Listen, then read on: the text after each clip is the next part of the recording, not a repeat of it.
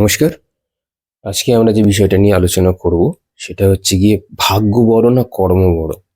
এটা না প্রায় সবাই অনেকেই কম বেশি বলে থাকে যে আমার ভাগ্যে নেই। অনেকে বলে খুব বেশি খাটাখাটনি কর, তাহলেই সবকিছু হয়ে যাবে। তো আজকে আমরা এটা নিয়ে একটু আলোচনা করব। প্রথমে আমাদেরকে বুঝতে হবে ভাগ্য বড় না কর্ম বড়র আগে যে ভাগ্যের উৎপত্তি কিভাবে হয়েছে এবং কর্মের উৎপত্তি কিভাবে হয়েছে। আগে এই দুটো না জানলে কোনটা বড় আর কোনটা ছোট আমরা ঠিক ব্যালেন্স করতে পারবো না।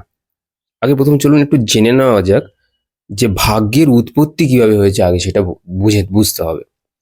দেখুন, আজকে আমরা যে মনুষ্য জন্ম যে পেয়েছি, মানে মানুষ জন্ম, এটা কিন্তু প্রায় 84 লক্ষ যে যোনি আছে সেগুলো কমপ্লিট করবার পরে তবে আমরা পেয়েছি প্রথম মনুষ্য জন্ম। আপনার প্রথমে আমরা কোনো কীটপতঙ্গ ছিলাম, তারপরে আমরা কোনো প্রাণী হয়ে জন্মেছি, কুকুর, বিড়াল, ছাগল যা থাকে সমস্ত জনি হয়ে কিন্তু তবে শিখতে শিখতে শিখতে শিখতে তবে আমরা একটা জায়গাতে এসে তবে আমাদের প্রথম মনুষ্য জন্ম হয়েছে।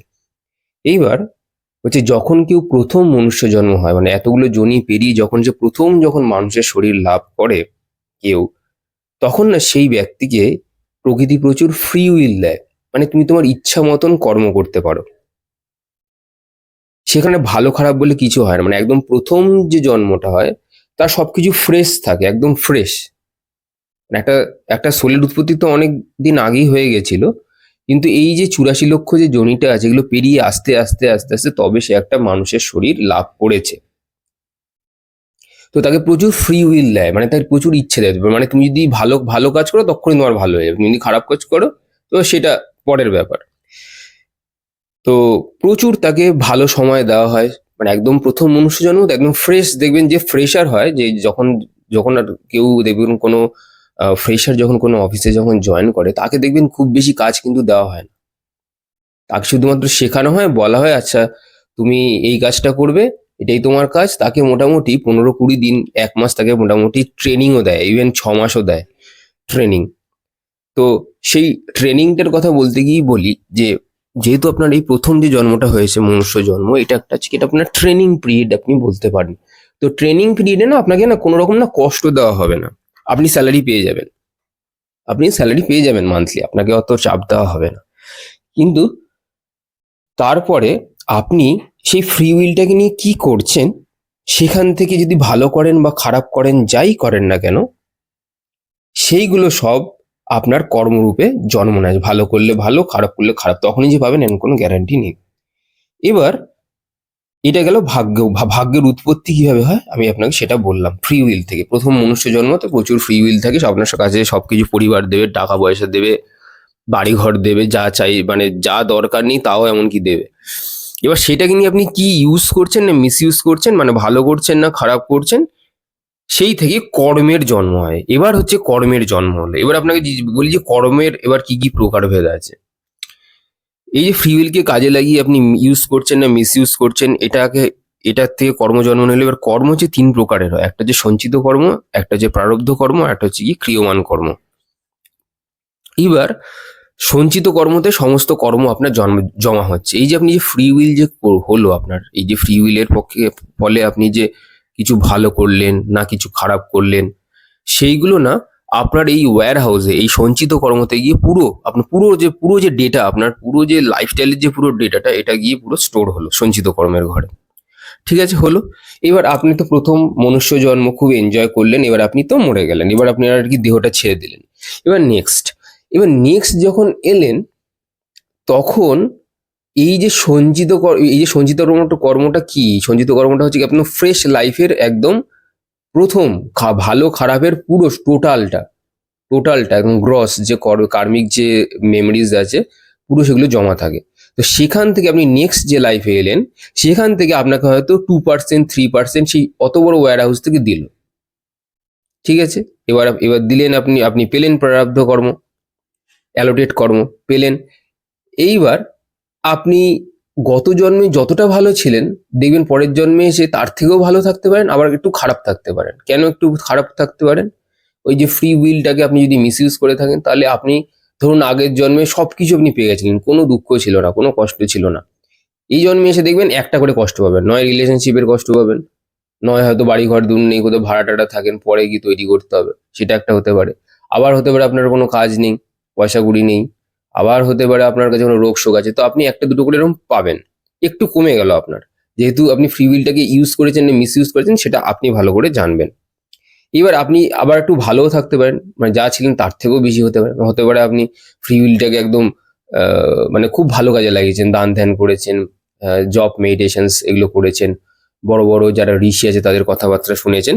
তো ফলে আপনার এই জীবনেও আপনি আরো অনেক বেশি করতে পারেন। সেগুলো আপনি সঞ্চিত কর্মতে জমা হলো, এবং নেক্সট লাইফে সঞ্চিত থেকে আপনাকে 2-3% দিয়ে প্রারব্ধ অ্যালট করেই আপনাকে নেক্সট লাইফে পাঠানো হলো। বুঝতে পেরেছেন? এবার ব্যাপারটা হচ্ছে, তার লাস্টেরটা হচ্ছে 3 নম্বরটা হচ্ছে ক্রিয়মান কর্ম। ক্রিয়মান কর্ম মানে হচ্ছে গিয়ে কনসিয়াস কর্ম, মানে আমি জেনে শুনে যে কাজটাকে করছি এটাকে ক্রিয়মান কর্ম। এবার ক্রিয়মান কর্মের কিন্তু আপনার প্রচুর পাওয়ার রয়েছে।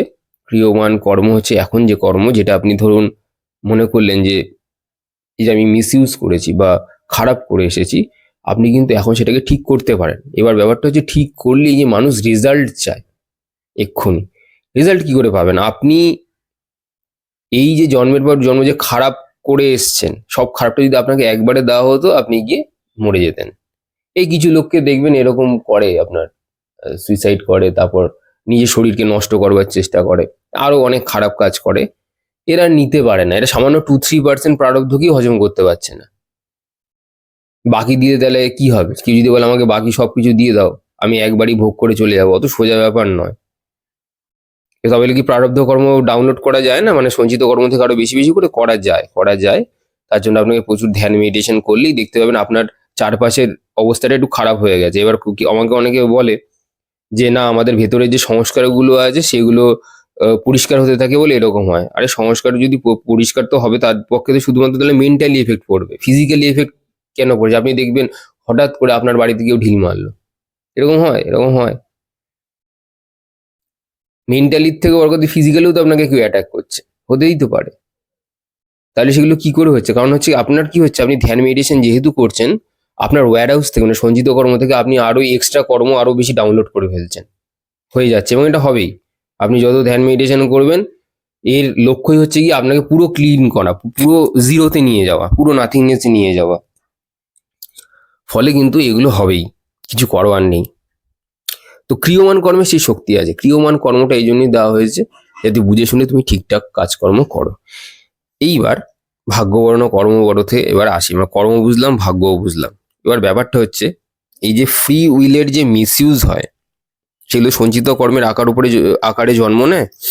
আবার ঠিকভাবে যদি যিনি ফ্রি উইলকে ভালোভাবে ইউজ করেছে, তার সেই কর্মগুলো সঞ্চিত কর্মরূপে ভালো কর্মের প্রারব্ধ হিসেবে জন্ম নেয়। এবার সেই প্রারব্ধ কর্ম নিয়ে সিলেকশন হয়, ক্লাসিফিকেশন হয়, আপনি কি কি ভালো করেছেন, কি কি খারাপ করেছেন।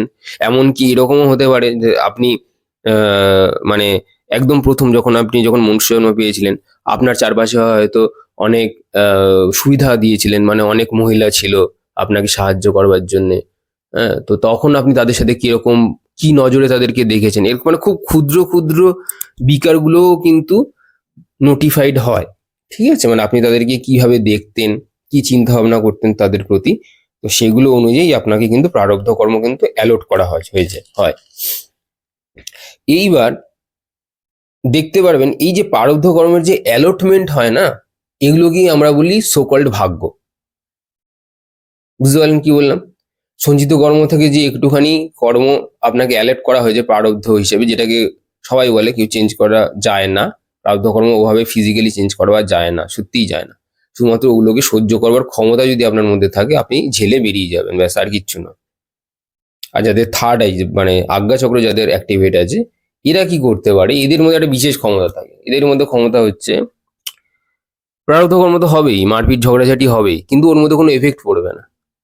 এটাই হচ্ছে ওর বিশেষত্ব, আর কিচ্ছু না। প্রারব্ধ কর্ম কিন্তু ওর কাজ, ভগবান নিজের ধর্ম বা কর্ম যেটা হওয়ার কথা সেটা পাল্টাতে পারেনি, তো আপনি আমি মানুষ তো কোন ছাড়, এখানে তো আমাদের কোনো জায়গাই নেই। তো সেটাকে যদি অ্যাটলিস্ট আপনি ঝেলতে পারেন, এই যে আজ্ঞা, এই জন্য ক্রিয়মান কর্মের কথা বললাম।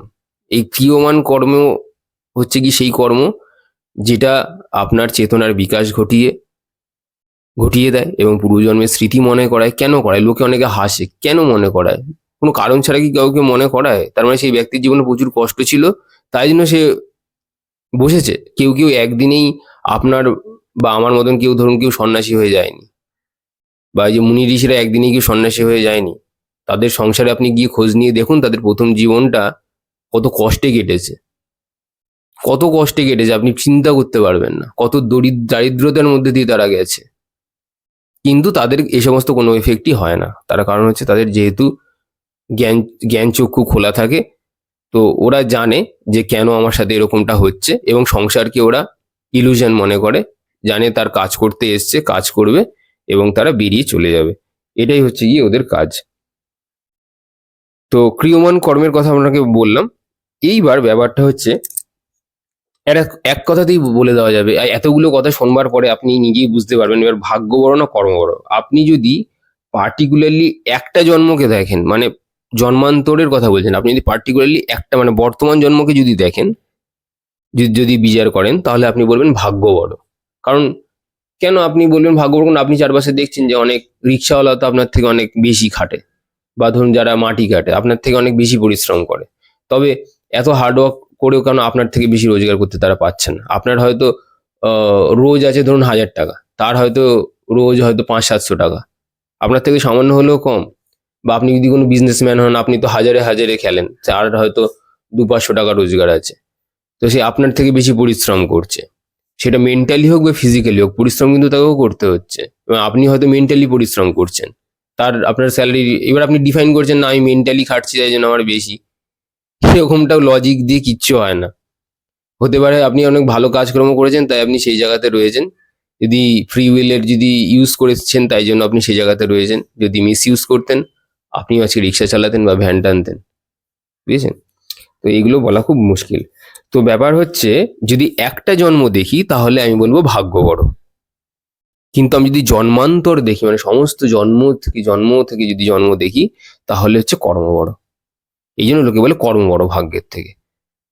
কেন কর্ম বড়? না, আমরা তো জন্মান্তর হয়ে আসছি, মানে আজকে আপনার সাথে যে ভালোটা হচ্ছে বা খারাপটা হচ্ছে, সে তো আর একটা দিন ওভারনাইটে কিছু হয়নি, তাই না? এগুলো হচ্ছে করতে করতে করতে করতে আজকে সেরকম এসছে।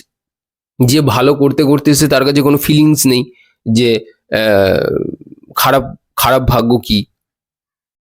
আর যার কাছে কোনো মানে ট্যালেন্ট আছে, অনেকের মানুষের দেখবে অনেক ভালো গাইতে পারে, অনেক ভালো ছবি আঁকতে পারে, কিন্তু তার কাছে কোনো অপরচুনিটি নেই, সুযোগই যদি না থাকে, তাহলে আপনি নিজেকে প্রমাণটা করবেনটা কি করে? আপনার কাছে প্রচুর ট্যালেন্ট রয়েছে, কিন্তু আপনি নিজেকে প্রমাণটা করবেন কি করে?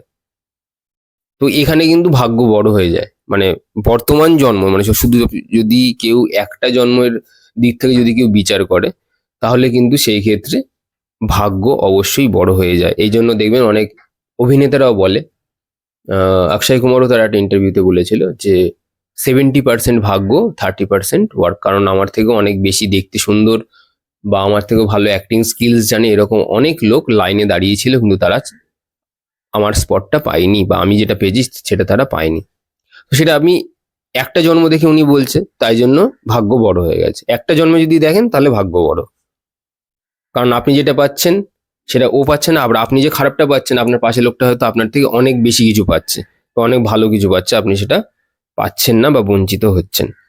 কিন্তু যদি জন্মান্তর যদি দেখেন, যে জন্মের পর জন্ম যদি দেখেন, তাহলে দেখবেন কর্ম বড়। কারণ সেই ব্যক্তি ওরকম কাজকর্ম করে এসছে, যে প্রথমে যে ফ্রি উইলের যে কথাটা আমি বললাম, মানে স্বাধীনতা, প্রথম জন্মে, প্রথম মনুষ্য জন্মে প্রকৃতি আপনার প্রচুর স্বাধীনতা দিয়েছিল, ফ্রিডম দিয়েছিল, কিন্তু আপনি এগুলো মিস ইউজ করতে করতে করতে আজকে বন্ডেজে পরিণত হয়েছে। ফ্রিডমের অপোজিট ওয়ার্ড অ্যান্টোনিয়াম হচ্ছে কি বন্ডেজ।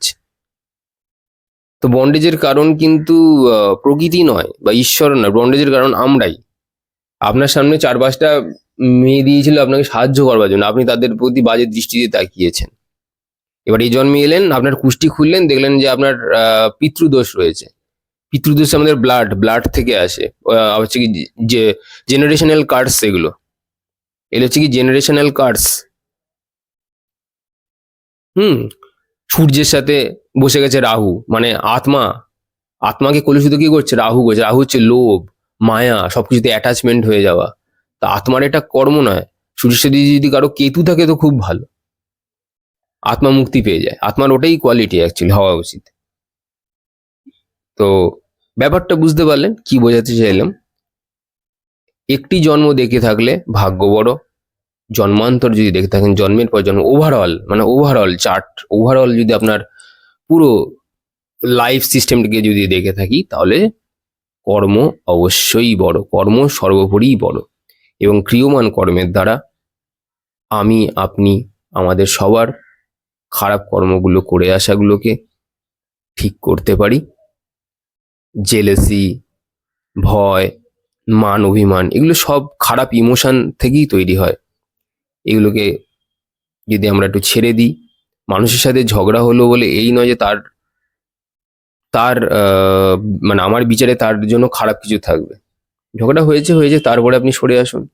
এই কৃষ্ণের কথা বলি আমি বারবার, মনকে পকেটে নিয়ে ঘুরতো, যখন যেটা তখন সেটা হয়ে গেল, এবার সেই সিচুয়েশনটা থেকে সে বেরিয়ে গেল, সে সব ভুলে গেল, তাকে সেই ইমোশনটার কষ্ট দেয় না। তো এরকমটা যদি আমরা কেউ হতে পারি, তাহলে দেখবেন আগামী দিনে আমাদের ভাগ্য সত্যিই খুব ভালো হবে।